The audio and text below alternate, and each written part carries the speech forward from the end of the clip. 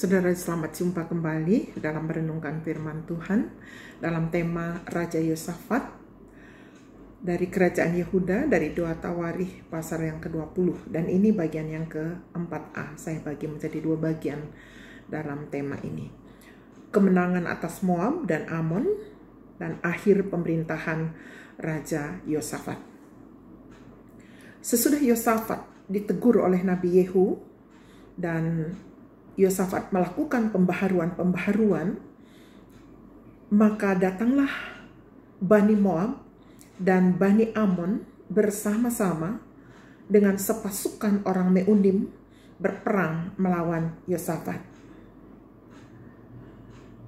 Datanglah utusan memberitahukan kepada Yosafat tentang hal ini, dan utusan itu berkata, suatu laskar yang besar datang dari seberang laut Asin, dari Edom, menyerang tuanku raja. Sekarang mereka sudah di Haseson Tamar, yakni di En-Gedi.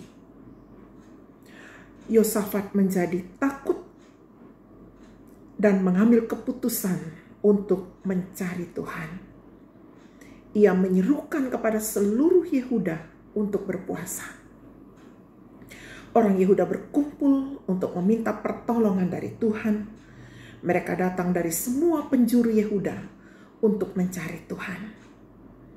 Lalu Yosafat bangkit, berdiri di tengah-tengah jemaah yang sudah berkumpul di Yerusalem, di rumah Tuhan, di muka pelataran yang baru itu.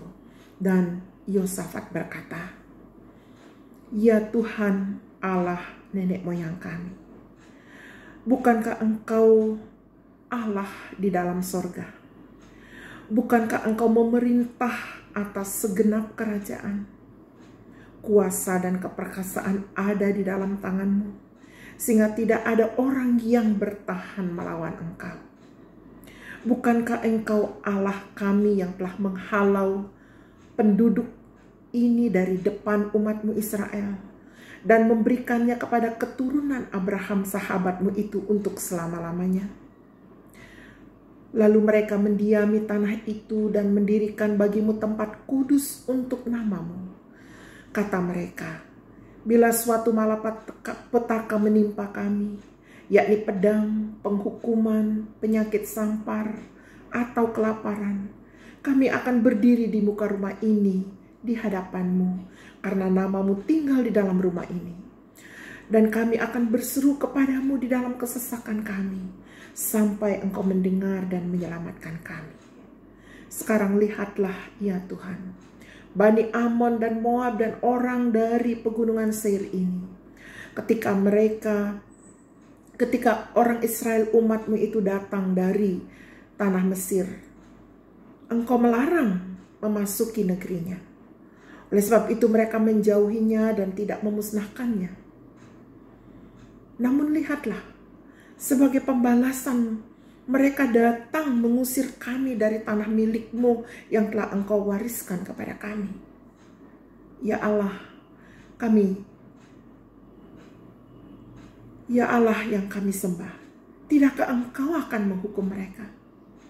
Karena kami tidak mempunyai kekuatan untuk menghadapi laskar yang besar ini yang datang menyerang kami. Kami tidak tahu apa yang harus kami lakukan, tetapi mata kami tertuju kepadamu." Sementara itu seluruh Yehuda berdiri di hadapan Tuhan dengan segenap keluarga mereka, yaitu istri dan anak-anak mereka. Nah, saudaraku, pelajaran penting apa yang dapat kita petik dari kisah sejati ini? Kisah ini masih berlanjut. Namun sampai titik ini pelajaran penting apa yang dapat kita petik? Saya melihat di sini Yosafat mengambil respon yang benar, yaitu mencari Tuhan sambil berdoa dan berpuasa serta menyerukan kepada seluruh rakyat yang dipimpinnya juga melakukan hal yang sama. Dalam doa dan puasanya Yosafat mengulas sejarah yang panjang, bagaimana bangsa Israel Tuhan pilih mulai dari Abraham sampai mereka kembali memasuki dan menduduki tanah Kanaan.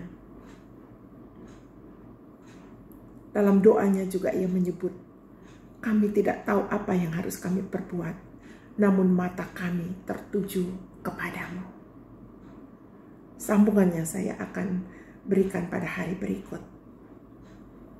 Nah, melalui pelajaran hari ini, marilah kita meniru teladan Yosafat yang mencari Tuhan dalam kesulitan-kesulitan hidup yang dihadapinya.